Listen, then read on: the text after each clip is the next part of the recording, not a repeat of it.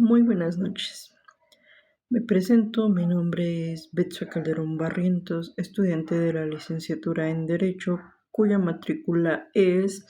2401-8403. Me encuentro cursando el módulo de Derecho Procesal Penal 1,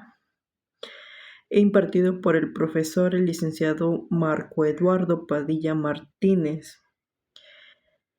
titulando este reto como ¿cuáles fueron los antecedentes latinoamericanos de la reforma constitucional mexicana? Para esto nos dieron una breve lectura, de la cual daré una pequeña introducción diciendo que este texto fue escrito por Máximo Langer, en donde se analiza la transformación radical que existe dentro de los sistemas de justicia en América Latina, es decir, donde 14 países reemplazaron sus antiguos códigos inquisitivos por modelos acusatorios en los últimos 15 años. El autor de este libro introduce el concepto de difusión desde la periferia para poder explicar cómo una red de abogados latinoamericanos actúan como expertos activistas impulsando cada una de las reformas de forma horizontal y triangular. Estos reformadores lograron convencer a organismos internacionales y gobiernos nacionales de que los nuevos códigos mejorarían la transparencia, la eficacia y el respeto al debido proceso. En definitiva, la obra presenta un nuevo modelo teórico para poder comprender cómo se diseminan las políticas públicas y las normas legales en un mundo globalizado desde el sur global. Como primera cuestión en planteamiento, tenemos ¿a qué se refiere el autor cuando afirma que las reformas en materia de justicia penal se difundieron desde la periferia?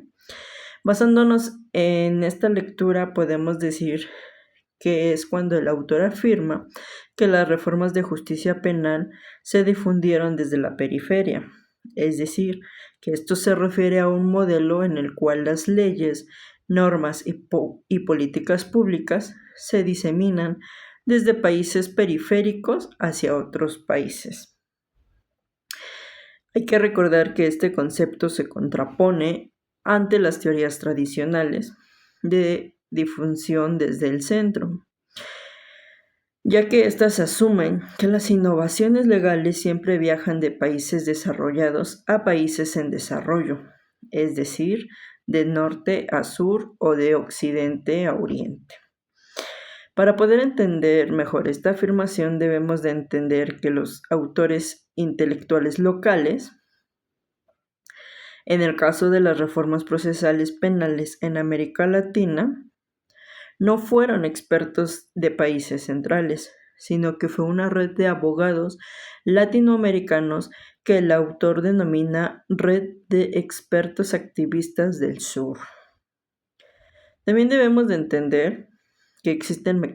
mecanismos de difusión en donde el autor identifica a dos subtipos principales de este fenómeno. En primer lugar tenemos la difusión horizontal o semi-horizontal, en donde las ideas se propagan entre países periféricos sin una participación sustancial de actores, es decir, como las reformas de Argentina, Chile y Costa Rica, por mencionar algunas. En segundo punto tenemos la difusión triangular, que es donde los actores periféricos actúan como autores intelectuales, pero establecen alianzas con actores de países centrales. En este caso se puede mencionar a Bolivia, El Salvador o Guatemala.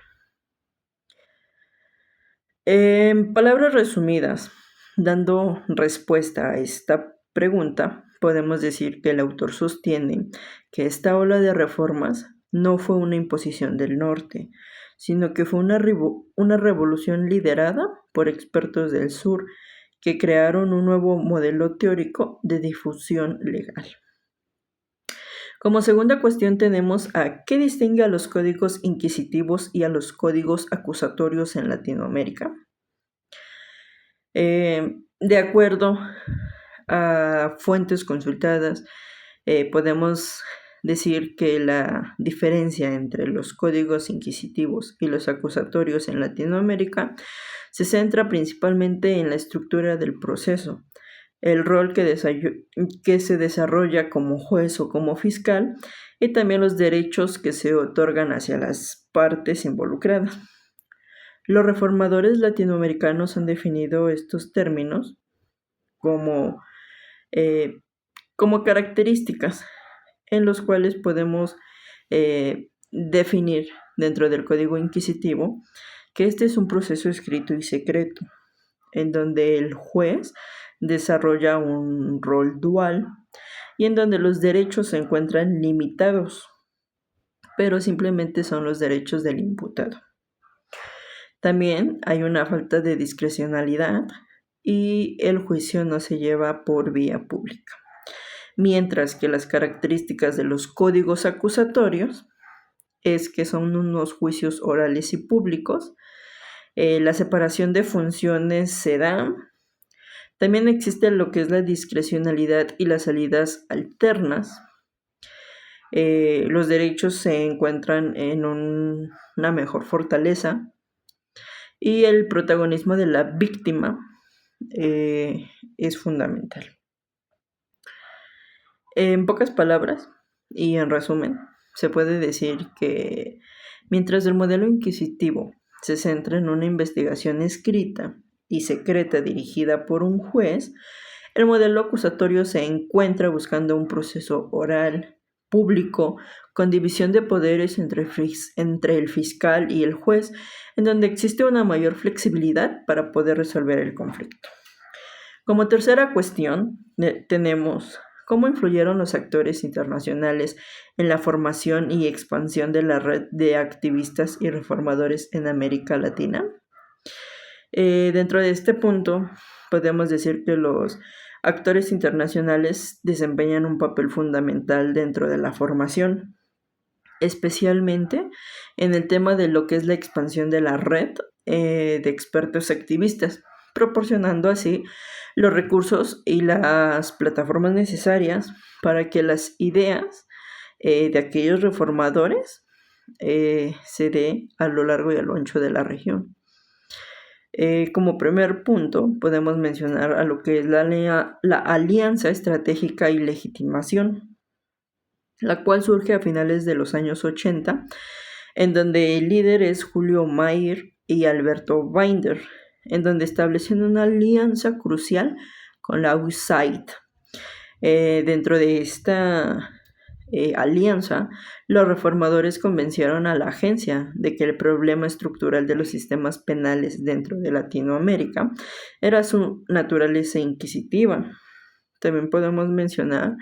el financiamiento y la creación de infraestructura, en donde se determina que el apoyo internacional permitido que la red pasará a ser un grupo académico a un movimiento regional activo mediante el uso de fondos para actividades, la oportunidad laboral y la creación de centros. También encontramos lo que es el modelo de difusión triangular,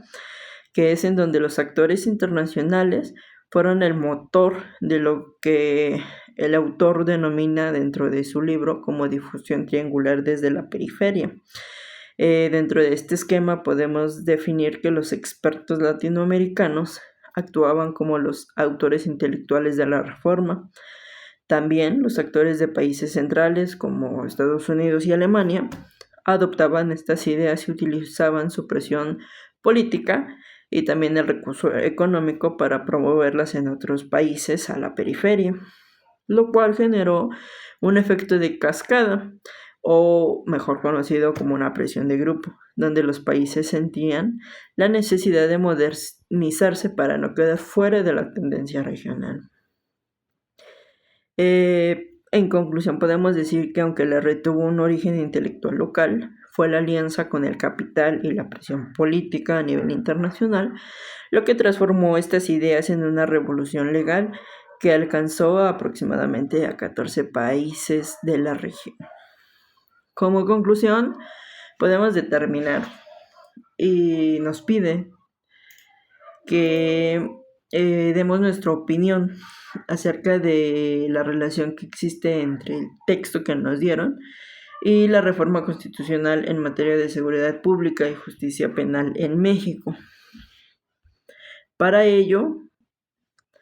podemos mencionar que el texto Revolución en el proceso penal latinoamericano, descrito por Máximo Langer, explica cómo una red de activistas y expertos legales difunde el sistema penal acusatorio por toda América Latina. La reforma constitucional mexicana de 2008 es parte directa de este fenómeno continental, adoptando el juicio oral y buscando erradicar el modelo inquisitivo para poder garantizar los derechos humanos. El texto de Langer describe cómo académicos, jueces y fiscales colaboraron estrechamente en el diseño de códigos para poder hacer la inspiración para cada una de las reformas constitucionales mexicanas. Dentro de este marco constitucional podemos ver que dentro de nuestro sistema aún siguen existiendo fallas, pero la reforma mexicana ha transformado el marco jurídico, elevando un rango constitucional a los principios de publicidad, contradicción, concentración y continuidad a través de lo que es el artículo 20. También podemos destacar que el rol específico que tuvieron los medios de comunicación en la transición de este modelo de justicia vino a ser fundamental, ya que existen comparativas detalladas que nos ayudan a poder diferenciar lo que era el sistema inquisitivo frente a lo que es un sistema acusatorio. Esto ha sido todo. Muchas gracias por su atención.